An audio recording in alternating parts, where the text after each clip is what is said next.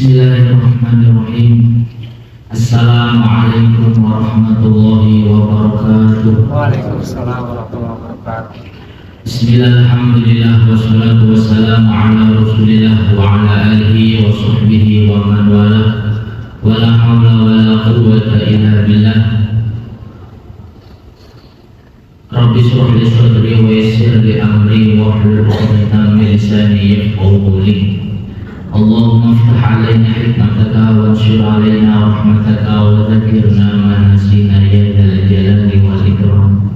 Amma ba'du, jamaah salat maghrib yang dirahmati Allah Subhanahu wa taala. Alhamdulillah kita masih diberikan keistiqomahan, diberikan nikmat kemudahan, kesehatan. Allah mudahkan, Allah ringankan langkah kaki kita ke masjid untuk berjamaah, untuk ngaji. Mudah-mudahan benar-benar diridhoi dan diterima oleh Allah Subhanahu wa taala dan dijadikan sebagai amal akhirat kita. Allahumma. Shalawat salam senantiasa tercurahkan atas Nabi kita Nabi Muhammad sallallahu alaihi wasallam. Mudah-mudahan kita benar-benar diakui sebagai umatnya dan mendapatkan syafaatnya. Amin.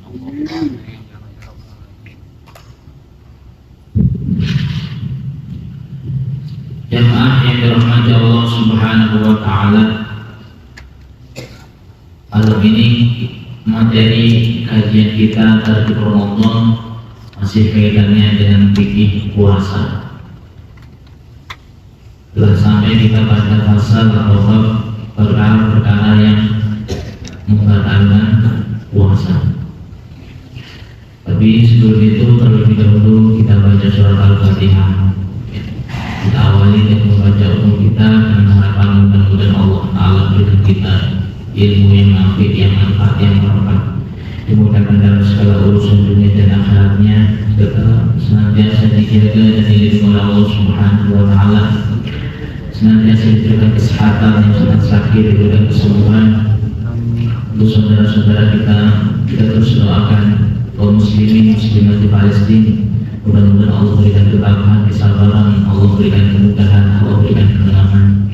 Ala ini wa ala kulli salihah bil hadrati Nabi Muhammad sallallahu alaihi wasallam, bil hadrati syekhina wa masyikhina wa mu'allimina wa murabbina wa sayyidina wa mustahidina wa malik al-kutub allati ta'alamnaha wa 'alamnaha.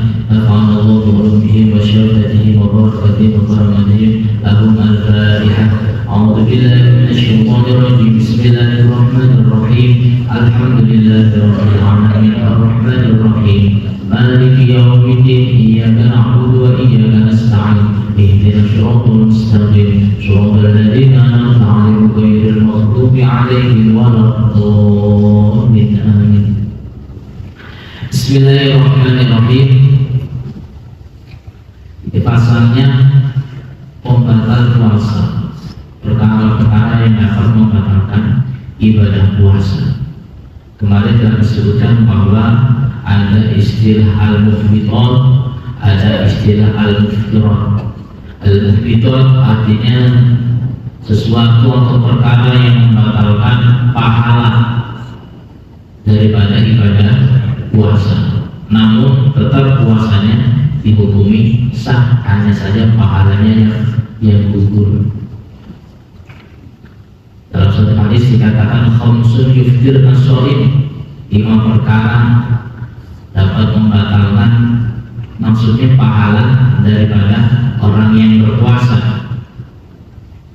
Hadis berdusta, namimah, adu domba, ghibah, menggunjing, nadur bisyahwah, melihat dengan tatapan syahwat, dan yang kelima al-yamin al-kadhibah, sumpah palsu, sumpah yang bohong, sumpah yang dusta. 5 perkara itu adalah perkara-perkara yang disebutkan di dalam hadis. Kata Nabi, yuftir as-shaim, dapat membatalkan pahala daripada ibadah orang yang berpuasa. Puasanya tetap sah dan dia tidak wajib mengkontrol, hanya saja dia tidak mendapatkan pahala. Sehingga dalam surat hadis dikatakan al-muslimin Islami ila jum wal aqos. Betapa banyak orang yang berpuasa namun tidak dapat untuknya, tidaklah mendapatkan kemanfaatan untuknya, melainkan rasa lapar dan haus.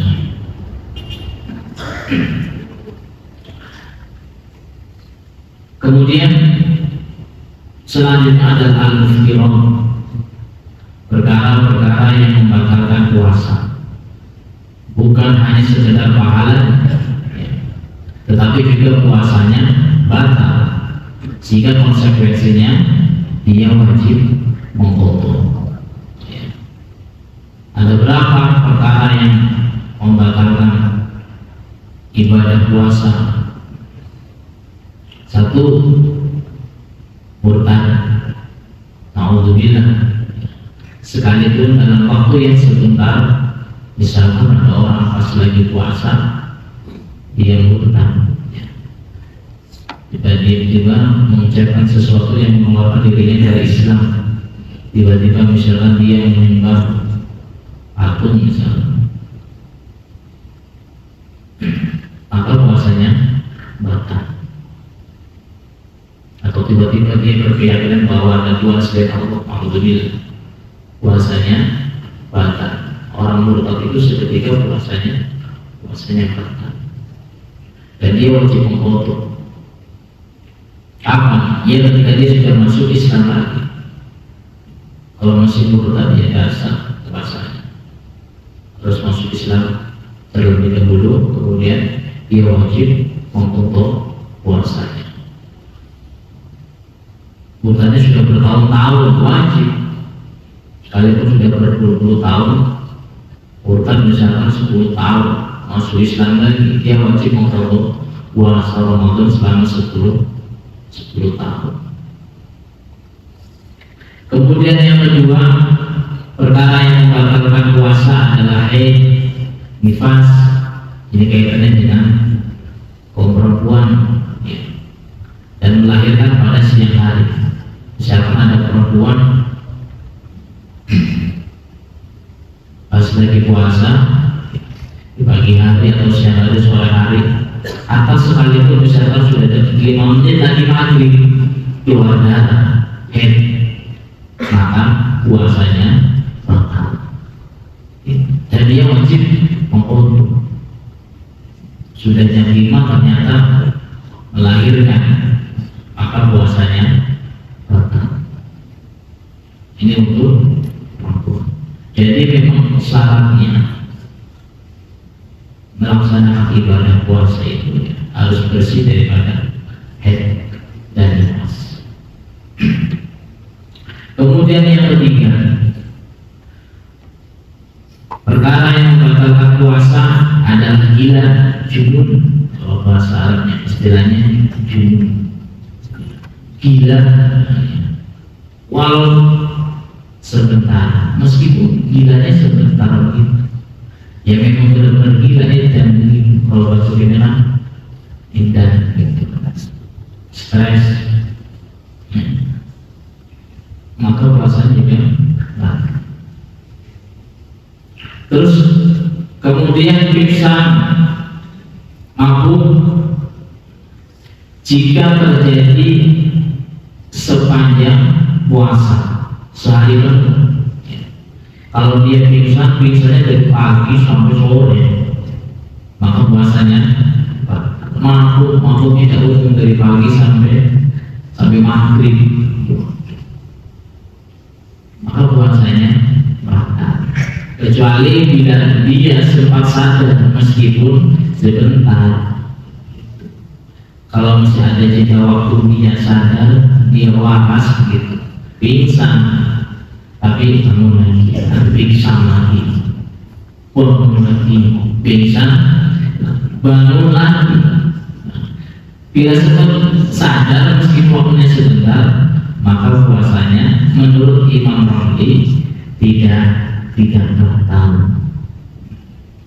Tapi menurut Imam Ibnu Hajar, puasanya tetap dihukumi batal bila catatannya hal di atas terjadi karena kecerobohan dan kesengajaan. Jadi memang mampu gara-gara yang ingin apa misal kecubung ya, mampu kan serobong ini. Kalau ada serobongan tiba-tiba ada yang underground bau gasnya mampu bisa nggak apa, karena bukan serobongan. Jadi catatannya pingsan dan mabuk bila terjadi sepanjang hari selama dia berpuasa, maka puasanya batal dan dia wajib mabuk. Namun jika sempat sadar, menurut Imam Rafi masih tetap sah puasanya dilanjutkan. Dan menurut Imam Hajar tetap dihukumi batal apabila pingsannya mabuknya karena kecerobohan, kesengajaan. Kemudian yang kelima dari iftirah, perkara yang membatalkan ibadah puasa adalah jima, berhubungan pada suami istri di saat ibadah puasa Ramadan. Hukumnya haram, tidak boleh ya, berdosa ya. Karena kenapa? Ya karena sedang berpuasa. Kalau sudah lupa ya ada apa? Bila seseorang membatalkan puasa sehari pada saat bulan Ramadan dengan jima, dengan berhubungan badan suami istri secara sengaja, jadi sengaja, kemudian dia juga tahu sebenarnya bahwa jima ini dia dilarang saat ibadah puasa Ramadan, nggak boleh. Dia tahu, tapi dia tetap melakukan jima secara sengaja tanpa ada paksaan. Beda kalau nggak sengaja, nggak tahu kan. Beda lagi maksudnya kalau dipaksa. Beda lagi kalau kasusnya memang tidak tahu karena baru masuk Islam misalnya. Karena dia dari ulama jadi nggak tahu hukumnya, pikirannya puasa itu nggak boleh makan minum, kalau berhubung istri mau boleh, sama itu nggak apa-apa. Ini kasusnya untuk orang yang sengaja dia tahu hukumnya tanpa ada paksaan, dia jima berhubungan dengan istrinya di saat berpuasa Ramadan, serta tidak sedang dalam keadaan sakit ataupun safar yang memperbolehkan untuk berbuka. Tidak lagi kasusnya kalau misalnya kita lagi safar nih sama istri, safar yang jumlah, bukan safar maksiat, karena harus suatu waktu film asik. Yang namanya pembunuhan itu tidak kaitannya dengan kemaksiatan. Pengen silaturahim, pengen umroh, misalnya, dan dalam perjalanan itu misalnya lakuin jima, itu enggak apa, maksudnya diniati ngambil rusuknya itu.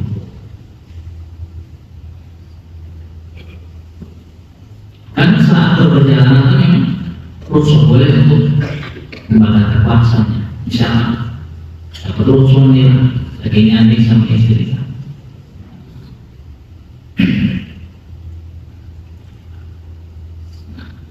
Kalau kasusnya selain itu, maka konsekuensinya bagi orang yang membatalkan puasanya dengan jima secara sengaja, tahu tanpa terpaksaan, sedang mungkin di rumah lagi cuti dari di rumah, nah, kemudian jima, maka konsekuensinya satu, dia berdosa.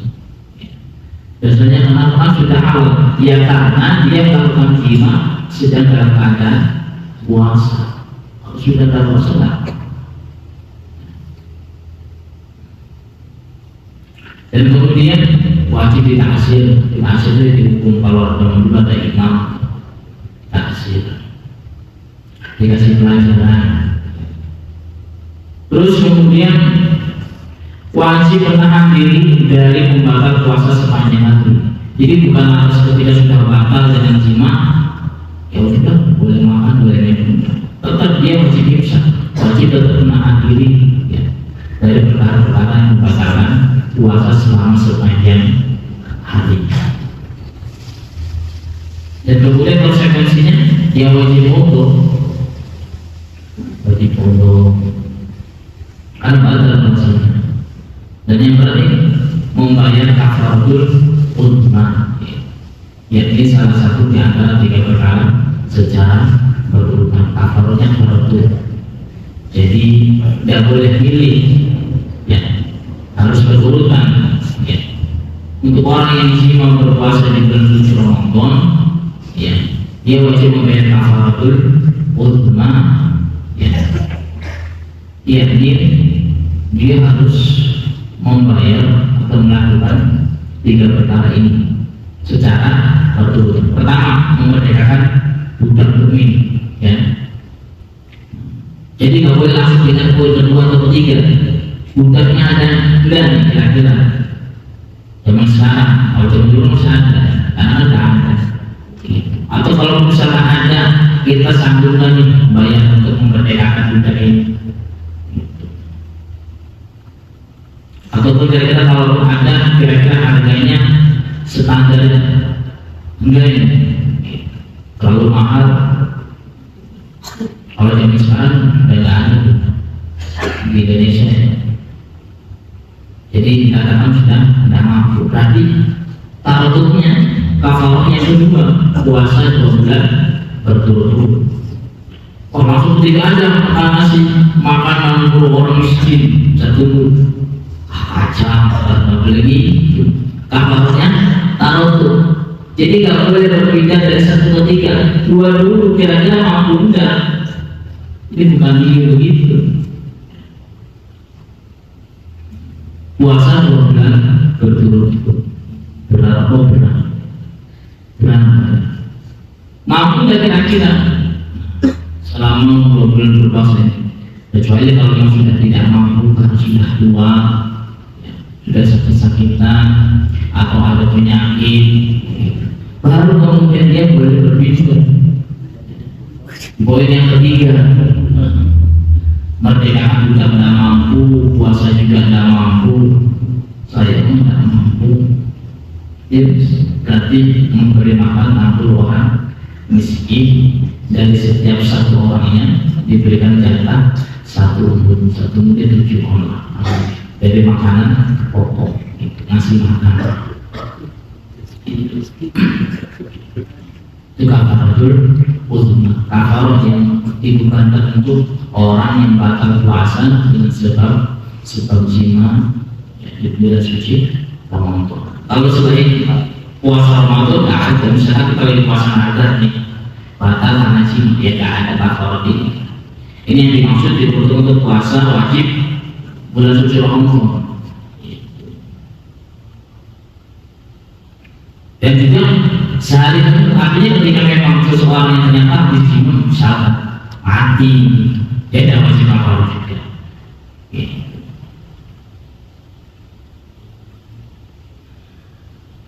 Dan kafarah ini hanya wajib untuk lelaki, ya. Kalau perempuan istrinya tidak wajib kafarah. Kenapa? Karena dengan hanya dia kemasukan kasafah dari seorang laki-laki, dia sudah batal puasanya. Gitu.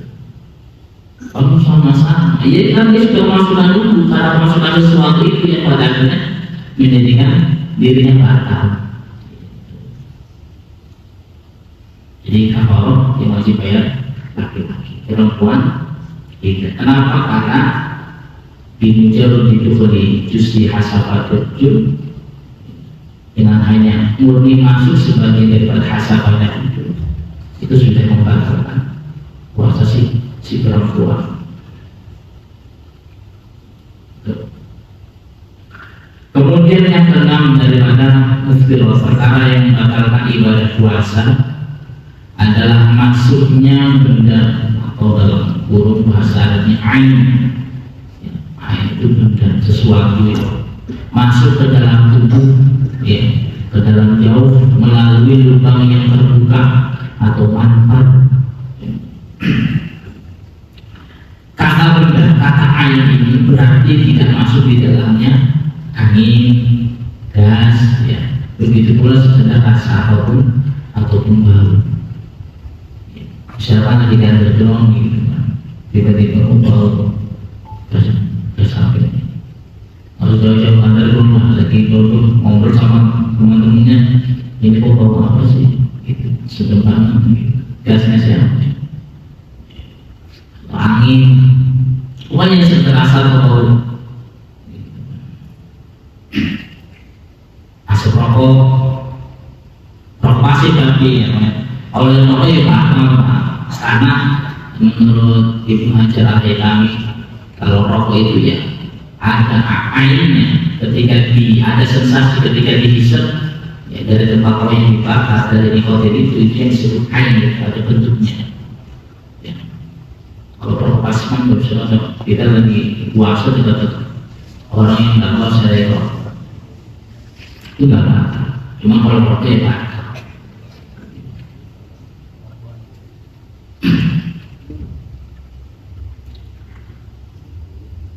Lubang yang terbuka atau mafal di maftuh mencakup mulut, hidung, telinga, lubang dubur, kemudian lubang farji, maksudnya dubur dan dubur, jalan depan dan belakang.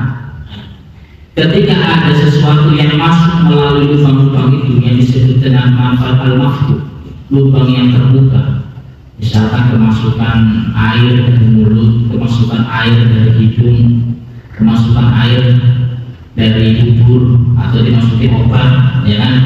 Sebagai puasa, umat penyakit yang sokok dimasuki obat tuh, misalnya, atau dari farjinya dari jalan depan, kemasukan sesuatu, bagai itu ya, membatalkan puasa. Ada pun maka ini tidak masuknya kalau menurut Syafi'iyah, Syafi'i maka itu tidak masuk, sehingga kalau kita saat puasa nih kita pakai kita pakai semata tidak batal ya, karena dikatakan tidak bukan bagian daripada manfaat al-maftuh, lubang yang terbuka yang memiliki saluran sampai ke jauh ke dalam. Namun kalau secara medis kedokteran yang modern membuktikan bahwa mata memiliki rongga yang bersambung ke dalam tubuh, dan justru sebaliknya telinga malah tidak memiliki. Ini menurut medis. Kalau menurut ulama ya tadi mata tidak termasuk, telinga yang justru memiliki lubang sampai di dalam rongga.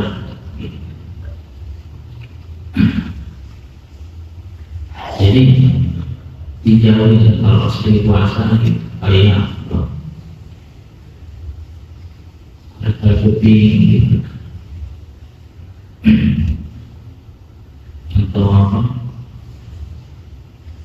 makanya apa istilahnya untuk itu air batal itu, jadi takut khawatir kan ada air yang masuk pas dengan membuka duburnya gitu, itu yang dikhawatirkan. Kupingnya jangan dalam. Kemudian yang dimaksud rongga dalam tubuh atau menjauh adalah bagian tubuh yang memproses makanan. Ya lambung, maksud jauh itu lambung, atau memproses obat dari otak begitu. Jadi sekiranya ada sesuatu yang masuk ke dalam sampai ke lambung, sampai ke jauh. Ada satu baik, acuan batalnya puasa dengan masuknya air adalah ketika sudah melampaui batas awal dari bagian dalam mahfal. Adapun bila masuk di bagian luar maka tidak membatalkan. Jadi masuknya sesuatu ke dalam itu melalui mahfal itu ketika masih sudah masuk ke dalam. Adapun ketika masih di luar itu belum membatalkan puasa. Ini ada gambar-gambar contohnya itu. Contoh pangkal hidung, ya masih di sini, masih di awal-awal ini, yang sejajar dengan mata itu.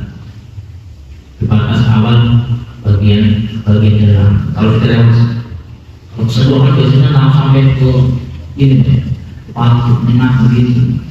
Itu kan kalau sudah sampai. Batas awal bagian dalam ini kalau mulut seperti ini. Setelah makhrajul kha anor, nah makhrajul kecil. Menurut Imam Rafi kalau sesuatunya sudah sampai situ, ya berarti sudah patah. Kalau masih di mulut, enggak dulu, bisa direkam gitu, bisa dimutarkan. Ada juga mengatakan setelah makhrajul ha, ya kan? Menurut Imam Nawawi, ha kan lebih dangkalan juga. Batas awal bagian dalam telinga yang bisa dilihat, bagian dalam yang sekiranya tidak tampak oleh mata pada saat kita berbicara. Kemudian batas awal dari bagian dubur, yaitu bagian yang tidak wajib dibasuh saat mandi besar. Saat kita cebok pas mandi besar itu wajib dibasuh duburnya. Nah, itu batas awal. Kalau masih di situ, tapi kalau sudah masuk ke dalam, ya bakal puasanya. Terus kemudian permasalahan terkait benda yang masuk ke dalam tubuh. Ada istilahnya jarum suntik, kan kasusnya misalkan pas ibadah puasa, ada orang sakit disuntik nih, saya pengen tetap puasa, gitu, tapi harus disuntik. Gitu. Maka bagaimana hukum suntik pas ketika puasa itu? Ulama Syafi'iyah berbeda atau berselisih pendapat mengenai masalah suntik. Satu, ada pendapat yang mengatakan jarum suntik itu membatalkan puasa secara mutlak. Pokok batal orang suntik itu dengan alasan apapun. Suntik membatalkan puasa. Satu pendapat begitu. Pendapat yang kedua, jarum suntik tidak membatalkan puasa secara mutlak. Pokoknya suntiknya tidak batal. Ada pendapat ulama, artinya kita mau mengambil yang mana? Suntik batal pendapat mengatakan kalau secara suntik tidak batal. Ada juga pendapat yang mengatakan tidak batal. Pendapat yang ketiga tafsir, diperinci. Ya, kalau memang suntiknya itu untuk menguatkan tubuh, kasih vitamin, disuntik maka membatalkan puasa. Kalau memang suntiknya tidak untuk menguatkan tubuh, karena obat begitu kan, melalui urat, disuntik melalui urat, maka membatalkan. Ini dokter medis yang lebih paham. Kalau melalui obat tidak membatalkan. Ada istilah urat, ada istilah obat. Itu masih dipeliti lagi. Pendapat yang ketiga ini memang lebih masuk akal.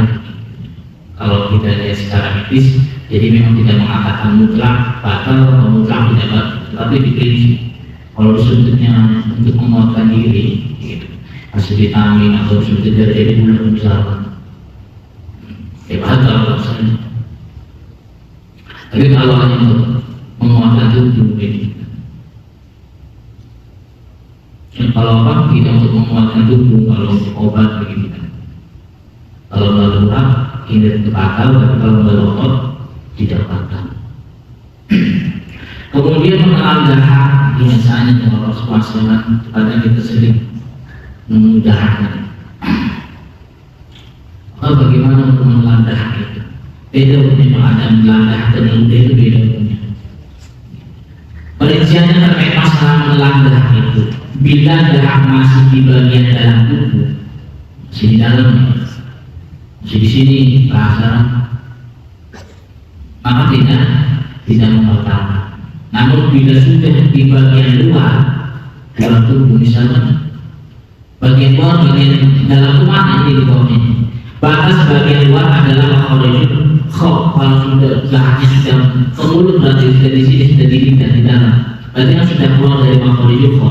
Oh, di dalam batal puasa. Jadi kalau sudah di mulut, buang. Apalagi sudah di sini terlalu lagi goyangnya, waduh. Jadi kalau sudah lewat dari makhrajul kha, mending dibuang, jangan di dalam dahak. Sedangkan bagian dalam adalah makhrajul kha. Kalau masih di dalam tidak masalah, kalau di dalam dahaknya. Ya, kalau untuk batas makhrajul kha ini masih diperselisih. Kalau sudah sampai makhrajul kha, karena sudah ditenggorokan ujung ini hak gitu. Nah kalau menurut Imam Nawawi itu sudah masuk bagian luar sehingga ya. Tapi kalau menurut Imam Syafi'i masih dalam bagian dalam sehingga tidak batal. Tapi yang jelas adalah pokok kalau berdahak itu ya harus buang saja. Jadi kalau masih di dalam, kalau sholat di masjid di mana? Ya udah di kampung mainnya, berdilam gitu, bersokan.